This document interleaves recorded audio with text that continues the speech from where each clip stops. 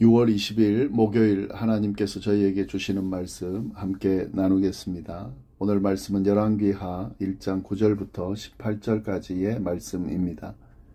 이에 50부장과 그의 군사 50명을 엘리야에게로 보내매 그가 엘리야에게로 올라가 본즉 산 꼭대기에 앉아 있는지라. 그가 엘리야에게 이르되 하나님의 사람이여 왕의 말씀이 내려오라 하셨나이다. 엘리야가 50부장에게 대답하여 이르되 내가 만일 하나님의 사람이면 불이 하늘에서 내려와 너와 너의 50명을 살을지로다 하매 불이 곧 하늘에서 내려와 그와 그의 군사 50명을 살랐더라. 왕이 다시 다른 50부장과 그의 군사 50명을 엘리야에게로 보내니 그가 엘리야에게 말하여 이르되 하나님의 사람이여 왕의 말씀이 속히 내려오라 하셨나이다 하니 엘리야가 그들에게 대답하여 이르되 내가 만일 하나님의 사람이면 불이 하늘에서 내려와 너와 너의 50명을 살을지로다 하매 하나님의 불이 곧 하늘에서 내려와 그와 그의 군사 50명을 살랐더라. 왕이 세 번째 50부장과 그의 군사 50명을 보낸지라. 셋째 50부장이 올라가서 엘리야 앞에 이르러 그의 무릎을 꿇어 엎드려 간구하여 이르되 하나님의 사람이여 원하건대 나의 생명과 당신의 종인 이 50명의 생명을 당신은 귀히 보소서. 불이 하늘에서 내려와 전번에 50부장들과 그 둘과 그의 군사 50명을 살랐거니와 나의 생명을 당신은 귀히 보소서 하매 여호와의 사자가 엘리야에게 이르되 너는 그를 두려워하지 말고 함께 내려가라 하신지라. 엘리야가 곧 일어나 그와 함께 내려와 왕에게 이르러 말하되 여호와의 말씀이 내가 사자를 보내 에그론의 신 바알세붑에게 물으려 하니 이스라엘에 그의 말을 물을 만한 하나님이 안 계심이냐.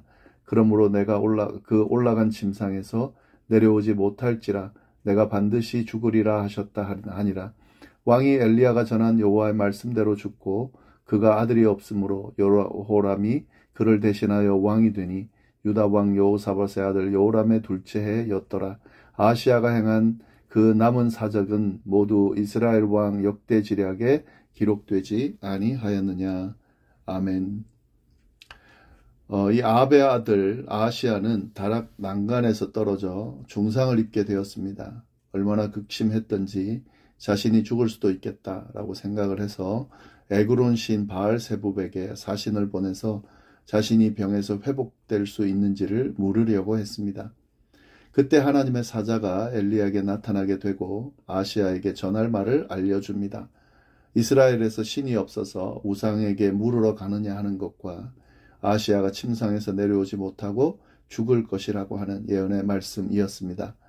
엘리야는 아시아의 사자들에게 전해들은 이 말씀을 전하게 되고요. 그 사자들은 아시아에게 가서 엘리야의 그 말을 전했습니다. 아시아는 그 말을 전한 사람의 인상착의를 물어보고 그가 엘리야인 줄을 알아차리게 됩니다. 그래서 엘리야에게 사람을 보내게 되는데 그 내용이 바로 오늘 본문입니다. 9절 말씀 보시면은 이에 50부장과 그의 군사 50명을 엘리야에게로 보내매 그가 엘리야에게로 올라가 본즉 산꼭대기에 앉아 있는지라. 그가 엘리야에게 이르되 하나님의 사람이여 왕의 말씀이 내려오라 하셨나이다.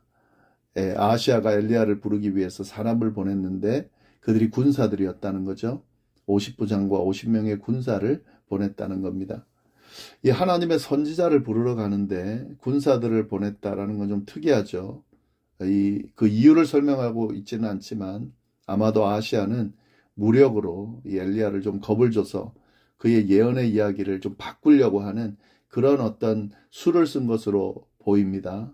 사실은 이런 모습은 굉장히 부정적인 모습이죠. 악한 모습이라고 볼 수 있는데요. 그렇게 악한 왕이었던 아버지 아합도 하나님의 선지자 미가야를 데리고 오라고 할 때 관료들을 보냈습니다. 군사를 보내지 않았습니다. 그런데 아시아는 지금 군사를 보내고 있는 겁니다. 이 하나님의 선지자에 대한 개념이 없고 그리고 이 군사를 보내서 어떻게든 좌지우지하려는 그런 모습이 보이는데 이건 아시아의 이 악한 모습 중에 하나를 드러내고 있는 것으로 그렇게 볼 수가 있습니다. 산꼭대기에 앉아있는 엘리야에게 이제 찾아간 아시아 군사들은 왕이 부르니 내려오라는 말을 전합니다. 이에 대해서 엘리야가 어떻게 반응을 하는지 10절 말씀입니다. 엘리야가 50부장에게 대답하여 이르되 내가 만일 하나님의 사람이면 불이 하늘에서 내려와 너와 너의 50명을 살을지로다 하매 불이 곧 하늘에서 내려와 그와 그의 군사 50명을 살랐더라. 예, 조금 놀라운 일이 일어나죠. 엘리야는 그들의 요청에 응하지 않았고요. 도리어 자신이 하나님의 사자라고 하는 것을 드러냅니다. 자신이 하나님의 사자라면 하늘에서 불이 내려와서 군사들 너희들을 살릴 것이라고 말했는데 그대로 됐습니다. 예, 그래서 처음 아시아가 보낸 50명의 군사 50부장은 불에 타 죽게 되죠. 그랬을 때 아시아는 어떻게 합니까?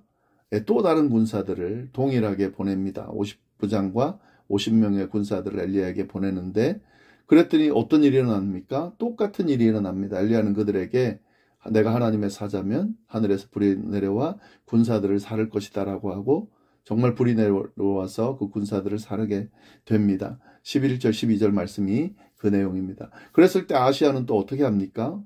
세 번째로 또 똑같은 군사들을 보냅니다. 이제 13절 이후 말씀이 나오는데요. 여기서 우리가 이 아시아의 이 집요함, 완악함을 보게 됩니다. 엘리야를 데려오기 위해서 군사들을 보내는 그 모습도 굉장히 악하다고 말씀드렸는데, 그런데 그 보낸 그들이 불에 타 죽었어요.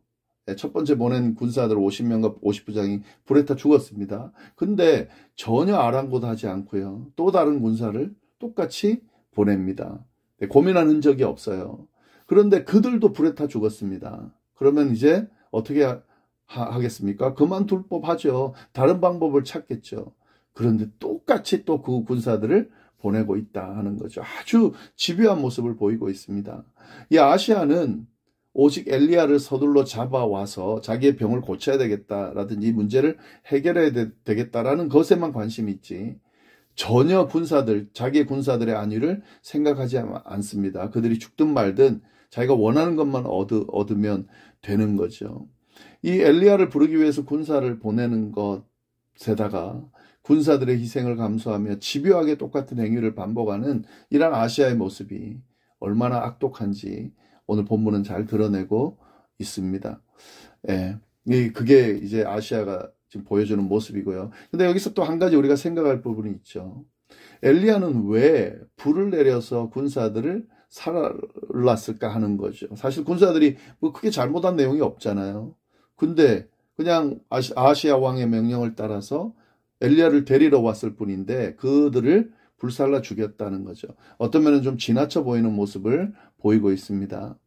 그런데 우리가 이것만 보면 안 되고요. 잘 생각해야 되는 부분입니다. 15절 말씀을 보시면은 여호와의 사자가 엘리야에게 이르되 너는 그를 두려워하지 말고 함께 내려가라 이렇게 돼 있죠. 그러니까 이 세 번째 온 50부장을 두려워하지 말고 그와 함께 가라는 말인데 이 말은 뭐냐면 결국 앞에 온 군사들 2명의 50부장과 그 50명의 각 군사들은 엘리야가 두려움을 느낄 정도의 위협을 했었다고 볼 수가 있는 거죠. 지금 엘리야가 두려워하고 있는데 두려워하지 말라고 하는 거 보면 지금 앞에 왔던 이 50부장과 군사들이 좀 강압적으로 엘리야를 두려움을 느낄 정도로 위협하면서 데리고 가려고 했던 것으로 보입니다. 그래서 하나님의 사자로서 그들을 불사를 수밖에 없었던 거죠. 사실 엘리야가 불사른 게 아니죠. 하나님께서 기적을 통해서 그들을 불살랐는데 지금 여기서 보면 하나님의 선지자를 위협하는 두렵게 하는 사람들을 하나님이 그냥 두지 않으신다는 것을 우리가 볼 수가 있습니다. 네, 그리고 이제 세 번째 방문한 50부장 이야기가 나오는데 이 앞에 사람들 모습과는 좀 다르죠. 13절, 14절 말씀. 왕이 세 번째 50부장과 그의 군사 50명을 보낸지라 셋째 50부장이 올라가서 엘리야 앞에 이르러 그의 무릎을 꿇어 엎드려 간구하여 이르되 하나님의 사람이여 원하건대 나의 생명과 당신의 종인 이 50명의 생명을 당신은 귀히 보소서. 불이 하늘에서 내려와 전번에 50부장 둘과 그의 군사 50명을 살랐거니와 나의 생명을 당신은 귀히 보소서 하매. 이 세 번째 방문한 50부장은 앞에 그 두 사례를 보면서 학습을 한 것으로 보이죠. 그래서 앞에 50명의 또 50부장의 군사들이 이제 이렇게 불살라지는 걸 보고 세 번째 50부장은 엘리야에게 이렇게 도움을 요청합니다. 살려달라고 하는 거죠. 그는 50명의 군사들을 엘리야의 종이라고 부르면서 생명을 보존해 주기를 간청합니다. 원하건대라는 표현을 쓴 것은 도와달라, 좀 살려달라 하는 그런 간청을 하고 있는 거죠. 하나님의 선지자를 구분하고, 물론 뭐 하나님의 선지자를 딱 구분한 건 아니지만 내 앞에 있는 사례를 보면서 이 존재가 그 보통 존재는 아니구나라는 것을 깨닫게 되죠. 그래서 그 하나님의 선지자를 구분하고 함부로 대하지 않고 도움을 요청하는 이 50부장과 50명의 군사들 어떻게 됩니까? 목숨을 보전하게 되죠. 15절 여호와의 사자가 엘리야에게 이르되 너는 그를 두려워하지 말고 함께 내려가라 하신지라. 엘리야가 곧 일어나 그와 함께 내려와 왕에게 이르러. 그 50부장을 살려줄 뿐만 아니라 50명 군사들을 따라서 아시아에게 내려가게 됩니다. 근데 여기서 아까도 말씀드렸지만 여호와의 사자가 나타나고 이 50부장과 같이 가는 걸 두려워하지 말라고 이야기하면서 아시아에게 가서 그 말을, 그 예언의 말씀을 전하라고 이야기합니다. 그래서 엘리야는 아시아 왕에게 내려가서 하나님께서 주신 예언의 말씀을 전합니다. 16절 말씀 말하되 여호와의 말씀이 내가 사자를 보내어 에그론의 신 바알세붑에게 물으려 하니 이스라엘에 그의 말씀을 물을 만한 하나님이 안 계심이냐. 그러므로 내가 그 올라간 침상에서 내려오지 못할지라 내가 반드시 죽으리라 하셨다 하니라. 이 앞에서 언급된 예언의 말씀을 그대로 전하고 있죠. 그렇게 이제 엘리야가 자기가 받은 하나님의 말씀을 전합니다. 이 엘리야의 말을 전해 들은 아시아는 어떻게 됩니까? 결국 그 예언대로 침상에서 죽게 됩니다. 17절 왕이 엘리야가 전한 여호와의 말씀대로 죽고 그가 아들이 없으므로 여호람이 그를 대신하여 왕이 되니 유다 왕 여호사밧의 아들 여호람의 둘째 해였더라. 아시아가 행한 그 남은 사적은 모두 이스라엘 왕 역대지략에 기록되지 아니하였느냐.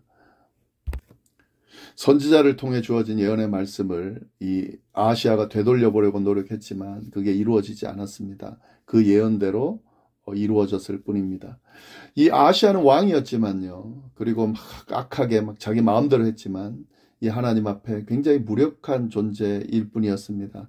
하나님을 무시하고 교만하게 굴면서 그렇게 막 자기 마음대로 행동했지만 결국 그 마지막은 어떻게 됩니까? 난간에서 떨어져서 회복되지 않고 그냥 죽어버리는 그런 죽음을 맞이하는 그런 결과를 얻었을 뿐입니다. 우리가 이 말씀 통해서 우리가 한 가지 분명하게 알게 되는 건 뭡니까? 하나님의 존재를 인정하는 것이 가장 지혜로운 길이다. 복된 삶을 사는 길이다 하는 거죠. 하나님의 존재를 부정하면 그에 대한 대가를 치를 수밖에 없다라고 하는 거죠.